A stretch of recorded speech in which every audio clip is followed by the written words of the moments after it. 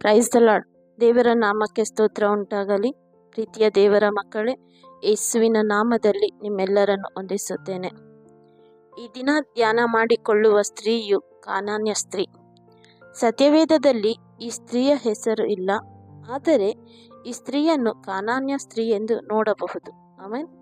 ಮತ್ತಾಯನು ಬರೆದ ಪುಸ್ತಕ 15ನೇ ಅಧ್ಯಾಯ 21ನೇ ವಚನದಿಂದ ಓದಿಕೊಳ್ಳೋಣ. ಯೇಸು ಅಲ್ಲಿಂದ ಹೊರಟು ತೂರ್ ಸೀದೋನ್ ಪಟ್ಟಣಗಳ ಪ್ರಾಂತ್ಯಗಳಿಗೆ ಹೋದನು. ಆ ಸೀಮೆಯಿಂದ ಕಾನಾನ್ಯರವಳಾದ ಒಬ್ಬಳು ಹೊರಟು ಬಂದು, ಸ್ವಾಮಿ ದಾವೀದನ ಕುಮಾರನೇ, ನನ್ನನ್ನು ಕರುಣಿಸು, ನನ್ನ ಮಗಳಿಗೆ ದೆವ್ವದ ಕಾಟ ಬಹಳವಾಗಿದೆ ಎಂದು ಕೂಗಿಕೊಂಡಳು. ಇಲ್ಲಿ ಯೇಸು ಸ್ವಾಮಿಯು ತೂರ್ ಸೀದೋನ್ ಪಟ್ಟಣಗಳ ಪ್ರಾಂತ್ಯಗಳಿಗೆ ಬಂದು ಒಬ್ಬರ ಮನೆಯಲ್ಲಿ ಇದ್ದರು.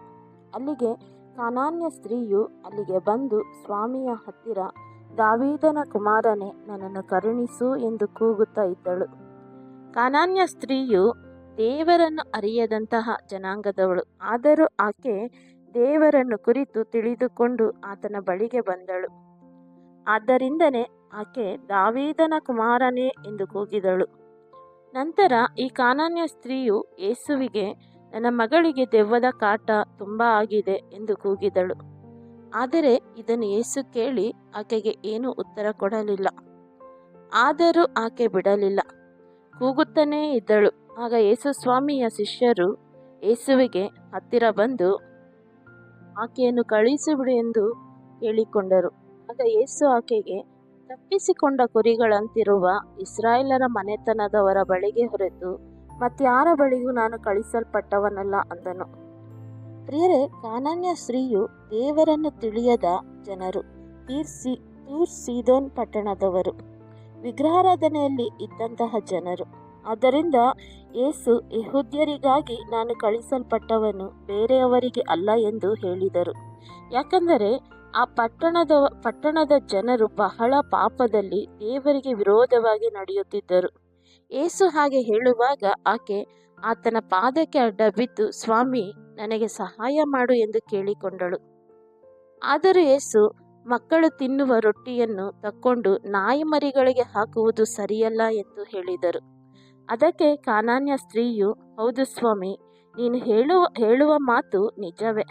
ಆದರೆ ನಾಯಿ ಮರಿಗಳು ತಮ್ಮ ಯಜಮಾನರ ಮೇಜಿನಿಂದ ಬೀಳುವ ರೊಟ್ಟಿಯ ತುಂಡುಗಳನ್ನು ತಿನ್ನುತ್ತಾವಲ್ಲ ಎಂದು ತನ್ನನ್ನು ಪೂರ್ತಿಯಾಗಿ ತಗ್ಗಿಸಿಕೊಂಡು ಹೇಳಿದಳು. ಕಾನಾನ್ಯ ಸ್ತ್ರೀಯ ನಂಬಿಕೆಯನ್ನು ಮತ್ತು ಅವಳು ಪೂರ್ತಿಯಾಗಿ ತಗ್ಗಿಸಿಕೊಂಡು ಹೇಳಿರುವುದನ್ನು ಯೇಸು ಸ್ವಾಮಿ ನೋಡಿ, ಅಮ್ಮ, ನಿನ್ನ ನಂಬಿಕೆ ಬಹಳವಾಗಿದೆ, ನಿನ್ನ ಮನಸ್ಸಿನಂತೆ ಆಗಲಿ ಎಂದು ಉತ್ತರ ಕೊಟ್ಟರು. ಅದೇ ಸಮಯದಲ್ಲಿ ಆಕೆಯ ಮಗಳಿಗೆ ಸಂಪೂರ್ಣ ಬಿಡುಗಡೆ ಆಯಿತು. ಪ್ರೀತಿಯ ದೇವರ ಮಕ್ಕಳೇ, ಕಾನಾನ್ಯ ಸ್ತ್ರೀಯನ್ನು ನೋಡಿರಿ. ಆಕೆಯ ಮಗಳಿಗೆ ದೆವ್ವ ಹಿಡಿದು ದೆವ್ವದ ಕಾಟದಿಂದ ಬಹಳ ಕಷ್ಟಪಡುವಾಗ ಯೇಸು ಸ್ವಾಮಿ ಸ್ವಸ್ಥ ಮಾಡುತ್ತಾರೆ ಎಂದು ತಿಳಿದು ಆಕೆ ಆತನ ಬಳಿಗೆ ಬಂದಳು. ದೇವರನ್ನು ತಿಳಿಯದ ಜನಾಂಗದವಳು, ಆದರೂ ದೇವರ ಕುರಿತು ತಿಳಿದುಕೊಂಡು ಬಂದಳು. ಯೇಸು ಬಿಡುಗಡೆ ಕೊಡುತ್ತಾರೆ ಎಂದು ಆತನ ಬಳಿಗೆ ಬಂದಳು. ಆತನ ಆಗೋದಿಲ್ಲ ಎಂದು ಹೇಳಿದಾಗಲೂ ಸಹ ಆತನನ್ನು ಬಿಡಲೇ ಇಲ್ಲ. ಮತ್ತೆ ಮತ್ತೆ ಆತನನ್ನು ಕೂಗಿಕೊಂಡಳು, ತಗ್ಗಿಸಿಕೊಂಡಳು, ದೇವರ ಮೇಲೆ ಬಹಳವಾಗಿ ನಂಬಿಕೆ ಇಟ್ಟಳು.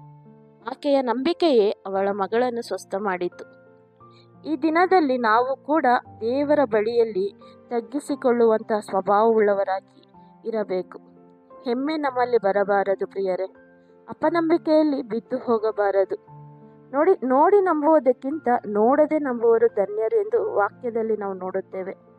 ದೇವರನ್ನು ಪೂರ್ಣ ಮನಸ್ಸಿನಿಂದ ನಂಬಬೇಕು.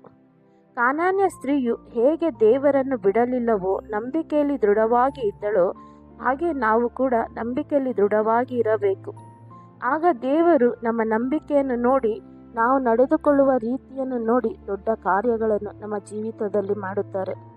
ಆಮೇಲೆ ನಂಬಿಕೆಯಲ್ಲಿ ದೃಢವಾಗಿ ನಿಲ್ಲಬೇಕು.